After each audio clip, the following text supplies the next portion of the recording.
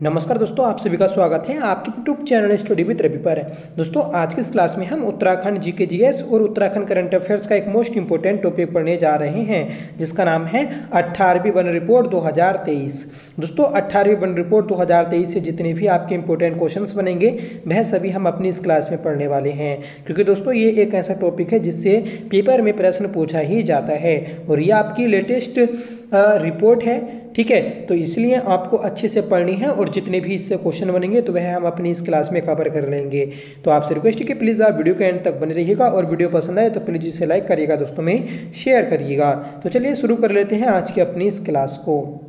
सबसे पहले दोस्तों हम कुछ बेसिक चीज़ें जानेंगे जो आपको पता होना जरूरी है। ठीक है, जैसे कि आपसे पूछा जाए कि भारतीय वन अधिनियम किस वर्ष आया था, तो देखिए भारतीय वन अधिनियम जो आया था तो वह 1865 में आया था। ठीक है, और उत्तराखंड वन विभाग का बना था तो 1864 में बना था। ठीक है, 1864 में उत्तराखंड वन विभाग बना। 1865 में दोस्तों आपका वन अधिनियम आया था। ठीक है, और दोस्तों अगर आपसे पूछा जाए कि राष्ट्रीय वन नीति किस वर्ष आई थी, तो राष्ट्रीय वन नीति आई थी 1988 में और इसे दोस्तों संशोधित किया गया था 1998 में। और इस संशोधित नीति में ये बोला गया कि पूरे भारत में 33% भाग पर वन होना अनिवार्य है। ठीक है, और दोस्तों जो पर्वतीय क्षेत्र है तो उस पर 65% भाग पर वन होना अनिवार्य है और मैदानी क्षेत्र में 25% भाग पर वन होना अनिवार्य है। तो याद रखिएगा कि ओवरऑल पूरे देश में कितने परसेंट वन होने चाहिए, तो 33% वन होने चाहिए।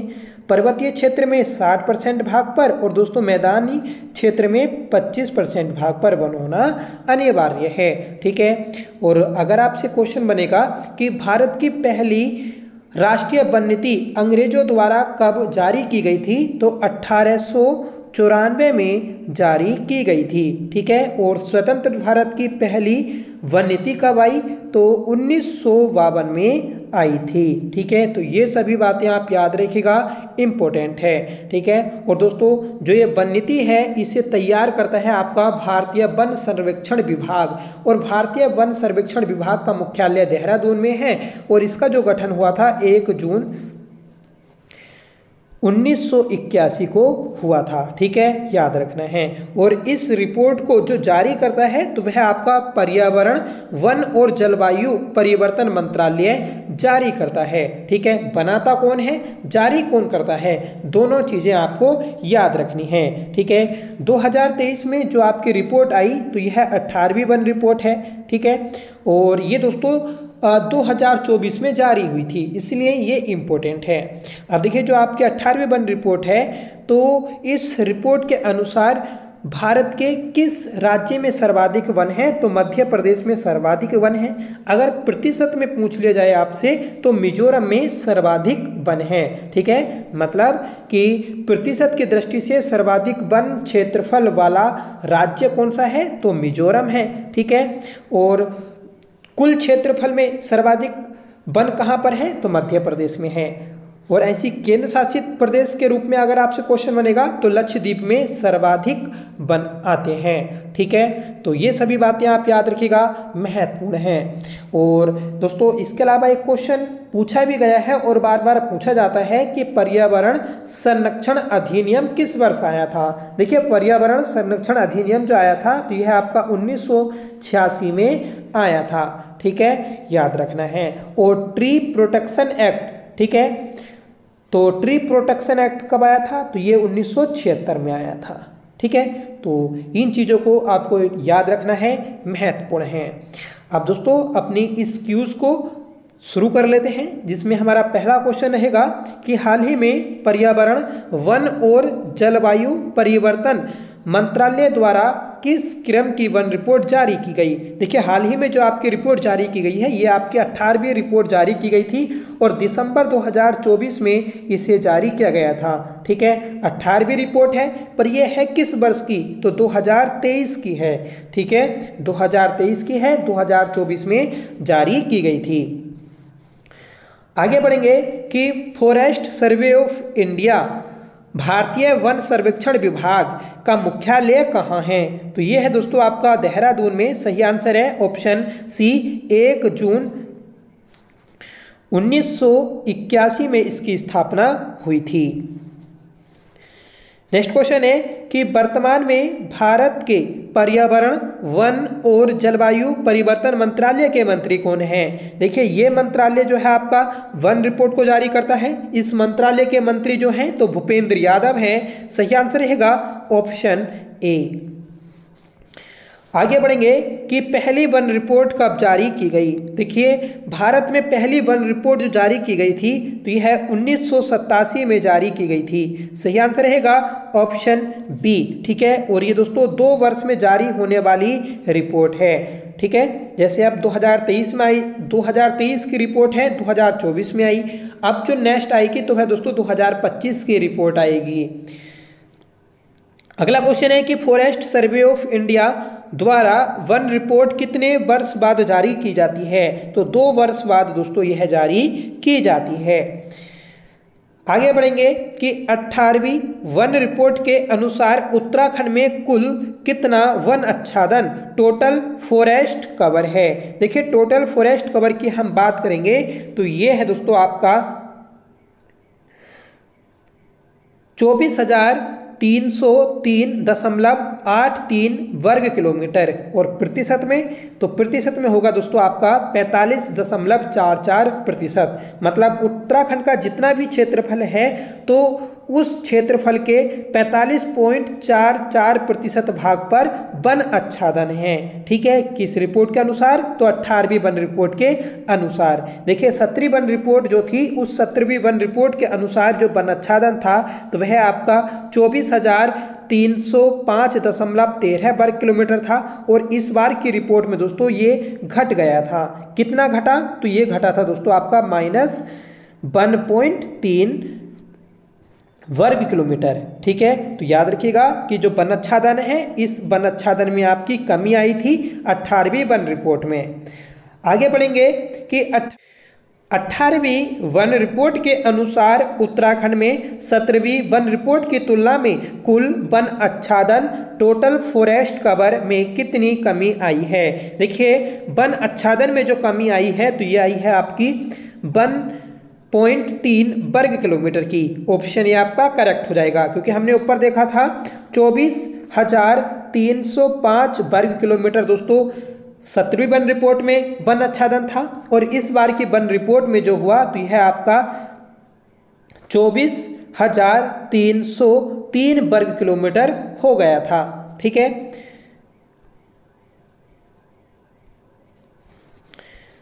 अगला क्वेश्चन है, बताना है कि 18वीं वन रिपोर्ट के अनुसार उत्तराखंड में कुल कितना वृक्ष आच्छादन, टोटल ट्री कवर है? देखिए टोटल ट्री कवर की हम बात करेंगे 18वीं वन रिपोर्ट के अनुसार तो ये है दोस्तों आपका 1231.14 वर्ग किलोमीटर। सही आंसर है ऑप्शन सी। ठीक है, तो वृक्ष आच्छादन कितना है? 1231.14 वर्ग किलोमीटर, जो कि कुल क्षेत्रफल का 2.30% है। नेक्स्ट क्वेश्चन है कि 18वीं वन रिपोर्ट के अनुसार उत्तराखंड में 17वीं वन रिपोर्ट की तुलना में वृक्ष आच्छादन, टोटल ट्री कवर में कितनी बढ़ोतरी आई है? देखिए वृक्ष आच्छादन में तो बढ़ोतरी हुई, पर जो हमने पीछे पढ़ा था वन आच्छादन उसमें गिरावट आई थी। ठीक है, तो वृक्ष आच्छादन में कितनी बढ़ोतरी हुई? तो ये हुई है दोस्तों आपकी 230.14 वर्ग किलोमीटर। सही आंसर हो जाएगा ऑप्शन ए। नेक्स्ट क्वेश्चन है कि 18वीं वन रिपोर्ट के अनुसार उत्तराखंड में कुल वृक्ष आच्छादन और वन आच्छादन कितना है? देखिए ऊपर हमने पढ़ा कि वृक्ष आच्छादन कितना था, वन आच्छादन कितना था। अगर यहाँ पर कुल पूछ लिया जाए कि वृक्ष आच्छादन और वन आच्छादन कितना है टोटल, तो ये है दोस्तों आपका 25,535.24 वर्ग किलोमीटर। ठीक है, और कुल क्षेत्रफल का है दोस्तों 47.74%। ठीक है, तो याद रखिएगा, महत्वपूर्ण है। नेक्स्ट क्वेश्चन है कि 18वीं वन रिपोर्ट के अनुसार उत्तराखंड में 17वीं वन रिपोर्ट की तुलना में कितने वन क्षेत्रफल में बढ़ोतरी आई है। देखिए जो वन क्षेत्र में बढ़ोतरी हुई तो वह हुई है आपकी 228.84 वर्ग किलोमीटर, क्योंकि दोस्तों जो आपका कुल वन आच्छादन था तो वह कुल वन आच्छादन में जो कमी हुई थी तो वह कितनी हुई थी, तो ये हुई थी दोस्तों 1.3 वर्ग किलोमीटर की। पर जो आपका वृक्ष आच्छादन था तो उसमें तो बढ़ोतरी हुई थी, उसमें कितने की बढ़ोतरी हुई, तो इसमें हुई थी दोस्तों 230.14 वर्ग किलोमीटर की। ठीक है, तो अब देखिए ओवरऑल कितने की बढ़ोतरी हुई, तो ये हुई थी दोस्तों 228.84 वर्ग किलोमीटर की। ठीक है, तो ये आंकड़े दोस्तों आपको अच्छे से याद रखने हैं क्योंकि महत्वपूर्ण है आपके पेपर के लिए।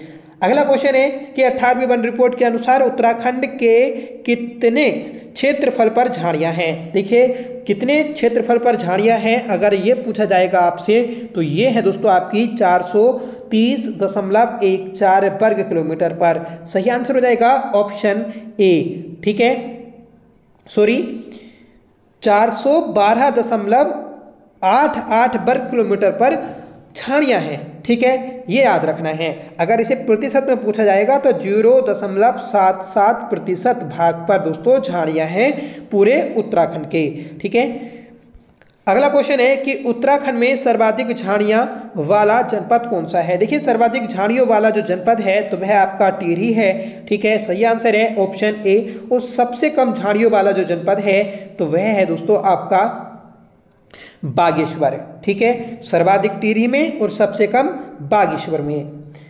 अगला क्वेश्चन है कि 18वीं वन रिपोर्ट के अनुसार सबसे कम झाड़ियां वाला जनपद कौन सा है। सबसे कम झाड़ियों वाला जनपद जो है तो वह आपका बागेश्वर है। आगे देखेंगे कि उत्तराखंड के कितने क्षेत्रफल पर अति संघनन वन है। देखिए अति संघनन वन की हम बात करेंगे तो ये है दोस्तों आपके 5266.58 वर्ग किलोमीटर। सही आंसर है ऑप्शन सी। ठीक है, तो अति संघनन वन कितने हैं 5266.58 वर्ग किलोमीटर क्षेत्रफल पर हैं। ठीक है, और कुल वन क्षेत्रफल का 9.85% भाग है। नेक्स्ट क्वेश्चन है कि राज्य के किस जनपद में सर्वाधिक अति संघनन वन पाए जाते हैं। देखिए राज्य में सर्वाधिक अति संघनन वन जो पाए जाते हैं तो वह नैनीताल में पाए जाते हैं। सही आंसर हो जाएगा ऑप्शन ए। और सबसे कम अति संघनन वन कहां पर पाए जाते हैं तो दोस्तों हरिद्वार में। ठीक है, तो दोनों याद रखने हैं, महत्वपूर्ण है। ठीक है, सबसे ज्यादा नैनीताल में और सबसे कम हरिद्वार में। अगर इसी प्रकार दोस्तों आपसे पूछा जाए कि राज्य के किस जनपद में सबसे कम अति संघनन वन पाए जाते हैं तो अभी आपको बताया हरिद्वार में पाए जाते हैं। ठीक है,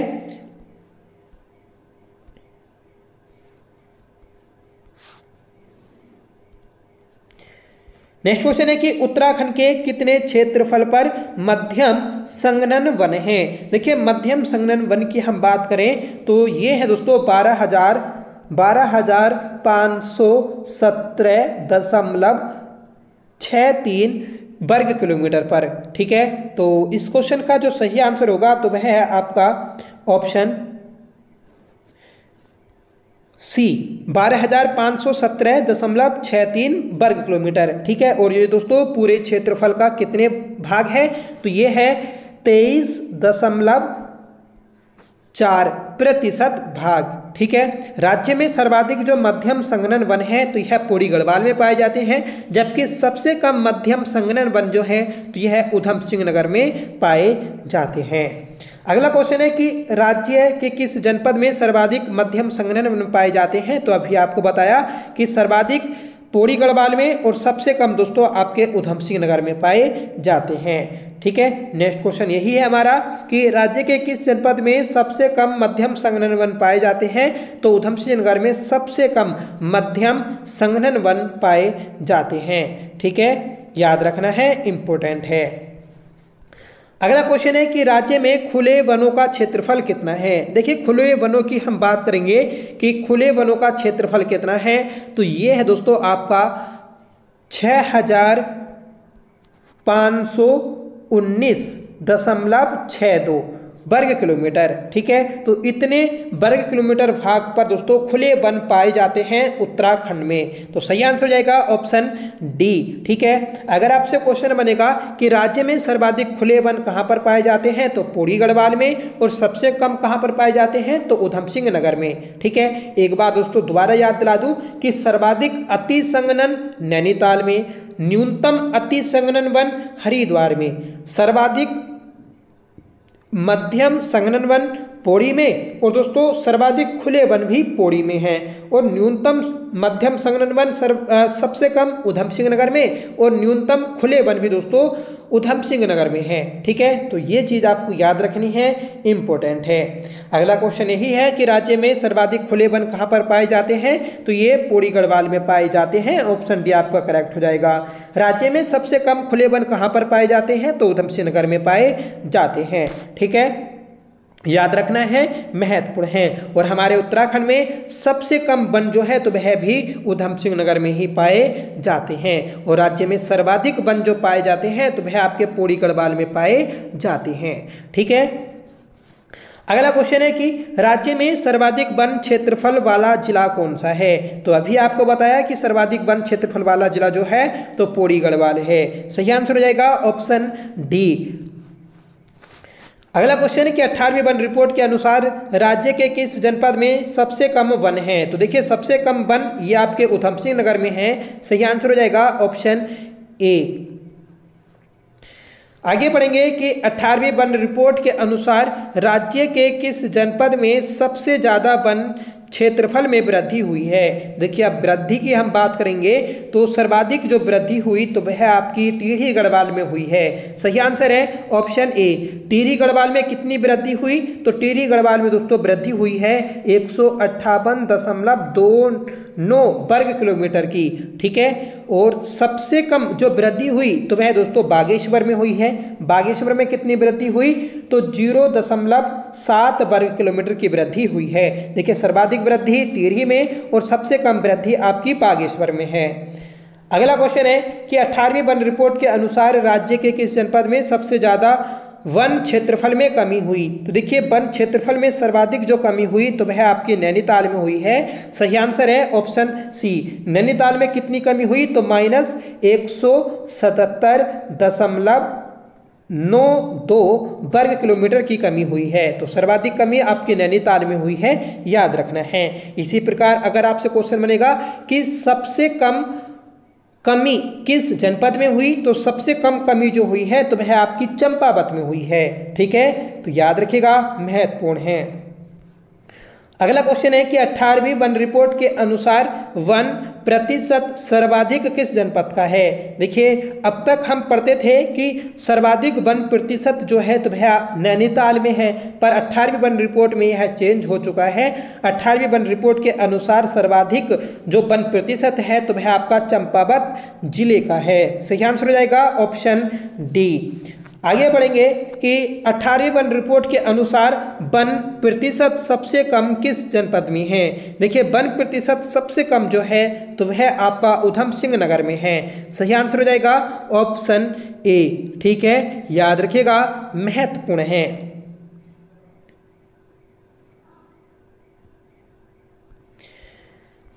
आगे बढ़ेंगे, बताना है कि 18वीं वन रिपोर्ट के अनुसार देश के किस राज्य में सर्वाधिक वन अग्नि के मामले दर्ज किए गए। देखिए वन अग्नि के मामले सर्वाधिक जो दर्ज किए गए तो वह आपके उत्तराखंड में किए गए। सही आंसर हो जाएगा ऑप्शन ए। ठीक है, तो महत्वपूर्ण प्रश्न है, याद रखिएगा, क्योंकि दोस्तों ये प्रश्न आपका पूछा गया है। ठीक है, और अगर आपसे पूछा जाए कि उत्तराखंड में सर्वाधिक वन अग्नि के मामले कहाँ पर दर्ज किए गए, तो ये किए गए थे दोस्तों आपके नैनीताल में। ऑप्शन सी आपका करेक्ट हो जाएगा। ठीक है, और सबसे कम वन अग्नि के जो मामले दर्ज किए गए थे तो वह दोस्तों किए गए आपके हरिद्वार जनपद में। ठीक है, तो इस चीज को भी आपको नोट करना है, महत्वपूर्ण है।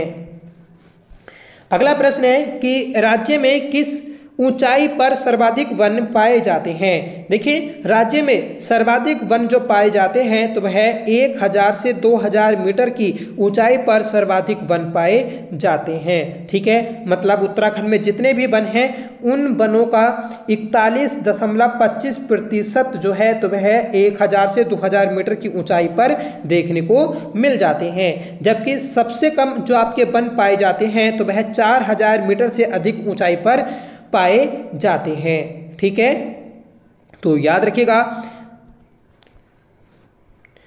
तो ये थे दोस्तों आज की हमारी क्लास। हमने इसमें 31 इंपॉर्टेंट एमसीक्यू किए। ठीक है, इसके अलावा दोस्तों और भी आपकी अन्य चीज़ें हैं जो पेपर में पूछी जा सकती हैं, तो उन्हें देख लेते हैं। ठीक है, जैसे अगर आपसे पूछा जाए कि रिकॉर्डेड वन क्या होता है, तो रिकॉर्डेड वन वह वन क्षेत्र होता है जिसे राज्य सरकार संरक्षित वन क्षेत्र घोषित कर दे, चाहे उस क्षेत्र पर वन हो या ना हो। अगर संरक्षित वन क्षेत्र घोषित कर दिया तो वह आपका रिकॉर्डेड वन कहलाता है। उत्तराखंड में रिकॉर्डेड वन कितने हैं, तो दोस्तों 37,999.06 वर्ग किलोमीटर हैं। ठीक है, और ये दोस्तों कुल क्षेत्रफल का 71.05% है। तो याद रखिएगा कि रिकॉर्डेड वन कितने हैं उत्तराखंड में, तो इतने हैं। ठीक है, अब देखिए एक क्वेश्चन बनता है कि जो आपका राज्य है, इस राज्य में वनों का प्रबंधन कितने प्रकार से होता है, तो फ्रेंड्स ये होता है 4 प्रकार से। कितने प्रकार से, 4 प्रकार से होता है। पहला है दोस्तों वन विभाग के अधीन। ठीक है, दूसरा है दोस्तों राजस्व विभाग के अधीन। फिर तीसरा होता है दोस्तों वन पंचायत के अधीन। ठीक है, वन पंचायत। और चौथा होता है दोस्तों आपका निजी या फिर नगर प्रशासन के अधीन। ठीक है, तो ये 4 प्रकार हुए जो आपके वन विभाग के अधीन होते हैं। तो ये कितने वन हैं, तो ये है 68.06%। ठीक है, 06% ये वन विभाग के अधीन हैं। और दोस्तों जो आपके राजस्व विभाग के अधीन हैं वह कितने हैं, तो ये हैं 12.54%। वन पंचायत के अधीन कितने हैं, तो वन पंचायतों के अधीन हैं 18.86%।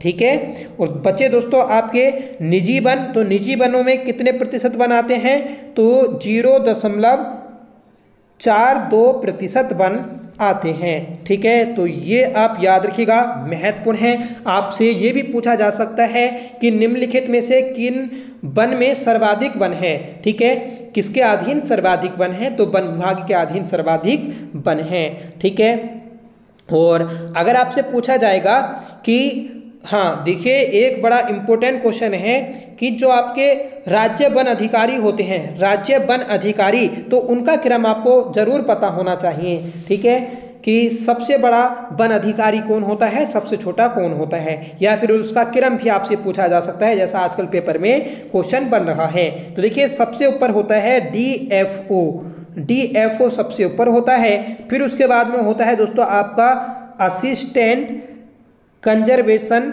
Of forest. ठीक है, ACF होता है। फिर उसके बाद में होता है दोस्तों आपका रेंजर, और रेंजर के बाद में होता है डिप्टी रेंजर, और उसके बाद होता है दोस्तों फॉरेस्टर। ठीक है, और उसके बाद होता है दोस्तों पत्रोल, जिसे बोलते हैं फॉरेस्ट गार्ड। ठीक है, फॉरेस्ट गार्ड। तो ये आपका दोस्तों वन अधिकारियों का क्रम है। सबसे ऊपर आएगा DFO, फिर ASO, ACF आता है। ठीक है, असिस्टेंट कंजर्वेटर ऑफ फॉरेस्ट। ठीक है, फिर उसके बाद में रेंजर, फिर डिप्टी रेंजर, फिर दोस्तों आपका फॉरेस्टर, फिर फॉरेस्ट गार्ड मतलब पत्रोल। ठीक है, तो ये तो दोस्तों आपका वन अधिकारियों का क्रम हुआ। आपसे वन विभाग के अधीन जो प्रशासनिक इकाइयां हैं उनका भी क्रम पूछा जा सकता है। देखिए सबसे छोटी जो वन विभाग की इकाई है तो वह बीट होती है। ठीक है, बीट के बाद में रेंज या फिर क्षेत्र होता है। ठीक है, रेंज या फिर क्षेत्र। फिर उसके बाद में होता है दोस्तों डिवीजन। उसके बाद क्या होता है, डिवीजन, जिसे प्रभाग बोलते हैं। फिर उसके बाद में होता है सर्किल। ठीक है, तो ये दोस्तों आपके 4 विभाग हैं और इनका क्रम याद रखिएगा कि सबसे छोटा कौन सा होता है, सबसे बड़ा कौन सा है। सर्किल सबसे बड़ा होता है और बीट सबसे छोटा होता है। ठीक है, तो ये चीज़ हमने देखी। और अगर आपसे पूछा जाएगा कि उत्तराखंड वन विकास निगम की स्थापना कब हुई, तो 1 अप्रैल 2001 को हुई थी। ठीक है, तो इन चीज़ों को आपको याद रखना है, इम्पोर्टेंट है। देखिए इसके अलावा जो आपके वनों के प्रकार हैं, जैसे उपोष्ण कटिबंधीय वन, तो ये कितने से कितनी ऊंचाई पर पाए जाते हैं, तो ये वन जो होते हैं आपके 750 से लेकर 1200 मीटर की ऊंचाई तक पाए जाते हैं। ठीक है, और इन वनों को क्या कहते हैं, उपोष्ण कटिबंधीय वन कहते हैं। और इसमें कौन कौन से वृक्ष आते हैं, तो इसका दोस्तों जो प्रमुख वृक्ष है तो वह साल का वृक्ष है। इसी में दोस्तों हल्दू, बांस, खैर और सैमल आदि के वृक्ष भी पाए जाते हैं। उपोष्ण कटिबंधीय के बाद में दोस्तों आपका आता है उष्ण कटिबंधीय शुष्क वन। तो ये शुष्क वन जो होते हैं तो ये आपके 1500 मीटर से कम ऊंचाई तक देखने को मिलते हैं। और ये ऐसे क्षेत्र में होते हैं दोस्तों जहां पर वर्षा नहीं होती। और इन वनों में जो होते हैं आपके वृक्ष जो पाए जाते हैं, ढाक और जामुन आदि के वृक्ष पाए जाते हैं। फिर आता है दोस्तों आपका पतझड़ वन। पतझड़ वनों का जो प्रकार है तो वह आपका सागौन, साल, सहतूत है। ठीक है, इन्हें मानसूनी वन भी कहते हैं। फिर आता है दोस्तों सबसे महत्वपूर्ण कोड़धारी वन। कोड़धारी वन जो हैं तो वह है दोस्तों आपके चीड़, ठीक है, जिसे पाइन भी बोलते हैं। कोड़धारी वन 900 मीटर से लेकर 1800 मीटर की ऊंचाई तक पाए जाते हैं। ठीक है, इसे भी आपको याद रखना है। फिर आते हैं पर्वतीय वन, पर्वतीय शीतोष्ण वन। पर्वतीय शीतोष्ण वन जो होते हैं ये आपके 1800 से लेकर 2700 मीटर की ऊंचाई तक पाए जाते हैं। इसी में दोस्तों आपके ओक, सिल्वर, स्प्रूस, देवदार आदि के वृक्ष मिलते हैं। ठीक है, और जो ओक वृक्ष है तो ओक की 3 प्रजातियां होती हैं, बांस, मोरू और खरसो। ठीक है, तो याद रखिएगा, महत्वपूर्ण है। और अल्पाइन वन जो होते हैं, अल्पाइन वन, ठीक है, तो ये 2700 से ऊपर देखने को मिल जाते हैं। 2700 मीटर से ऊपर पाए जाते हैं अल्पाइन वन, जिसमें देवदार, बुरांस और बर्च के वृक्ष आ जाते हैं। फिर आता है दोस्तों सबसे लास्ट में अल्पाइन झाड़ियाँ। अल्पाइन झाड़ियाँ ये 3000 से लेकर 3600 मीटर की ऊंचाई पर पाई जाती हैं। ठीक है, अल्पाइन झाड़ियों के उदाहरण जो हैं तो वह आपके हैं बिलो, जूनिपर और रिप्स। ठीक है, तो ये अल्पाइन झाड़ियों के प्रकार हैं। अगर आपसे पूछा जाए कि सर्वाधिक ऊंचाई पर कौन से वन होते हैं, तो सर्वाधिक ऊंचाई पर दोस्तों आपके भोजपत्र पाए जाते हैं। ठीक है, एक क्रम होगा देखिए आपका सागौन, ठीक है, फिर साल, फिर दोस्तों चीड़ और फिर होगा देवदार और फिर आता है दोस्तों आपका भोजपत्र। ठीक है, तो ये दोस्तों आपका क्रम है ऊंचाई के आधार पर वनों का। ठीक है, याद रखना है, इंपॉर्टेंट है। अगर आपसे क्वेश्चन बनेगा कि जो बांज वृक्ष है तो ये किस प्रकार का वृक्ष है, तो ये है दोस्तों शीतोष्ण कटिबंधीय वृक्ष। ठीक है, और बांज वृक्ष की हमारे पूरे विश्व में 40 प्रजातियां और उत्तराखंड में 5 प्रजातियां पाई जाती हैं। ठीक है, इस चीज को याद रखना है। बांज वृक्ष को सिप की जटा भी कहा जाता है। ठीक है, और देखिए इसके अलावा 1-2 पॉइंट और हैं आपके, जैसे कि जो चीड़ का वृक्ष है इससे क्या निकाला जाता है, तो इससे दोस्तों तारपीन का तेल या फिर लीसा टिपान का कार्य होता है। खैर के वृक्ष से कत्था प्राप्त किया जाता है। और क्रिकेट के जो बैट होते हैं तो वह दोस्तों आपके भोजपत्र से बिलो की लकड़ी से बनाए जाते हैं। और भोजपत्र से दोस्तों आपका कागज तैयार किया जाता है। ठीक है, कागज तैयार किया जाता है। और दोस्तों जैसे आपका देवदार, तो देवदार से आपके फर्नीचर और सुगंधित तेल को बनाया जाता है। और पैकिंग डिब्बे जो बनते हैं तो ये दोस्तों आपके स्प्रूस के वृक्ष से बनाए जाते हैं। ठीक है, तो ये थी दोस्तों आज की हमारी छोटी सी क्लास। ठीक है, और महत्वपूर्ण क्लास है जो आपका कल को एग्जाम होने जा रहा है, वीडियो बीपीडीओ पटवारी लेखपाल का, उसके लिए इम्पोर्टेंट है। तो आप इसे ज़रूर देख लीजिएगा, एंड तक देखेंगे तो आपको ज़रूर हेल्प मिलेगी। जिन लोगों ने देखी उसे एग्जाम में ज़रूर हेल्प मिलेगी। ठीक है, आज की इस क्लास का होमवर्क है कि 18वीं वन रिपोर्ट के अनुसार राज्य के किस जनपद में सबसे कम वन है। ठीक है, तो 4 ऑप्शन है, आपको कमेंट करके सही आंसर देना होगा। और दोस्तों कल के एग्जाम के लिए आप सभी को हार्दिक शुभकामनाएं, आपके उज्जवल भविष्य की कामना करते हैं। आपने जितना पढ़ा, ठीक है, उसे पेपर में पूरा 100% करने की कोशिश करिएगा। जो चीज़ आपको आती है उसे बिल्कुल भी गलत मत करना, ठीक है। और पॉजिटिव वे के अनुसार ही दोस्तों आप क्या करें, पेपर को सोल्व करें, ठीक है।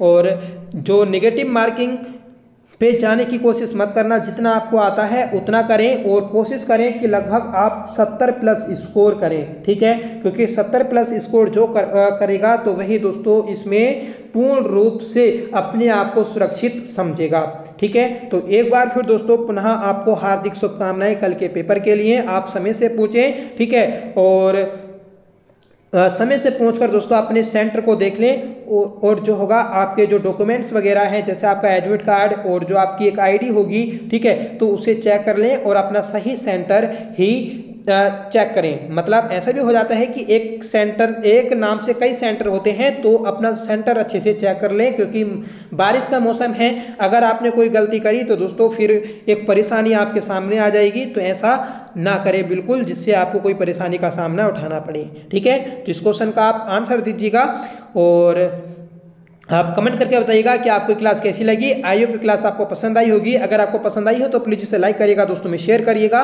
ठीक है। तो चलिए मिलते हैं नेक्स्ट वीडियो के साथ, तब तक के लिए bye. Thank you so much for watching. जय हिंद।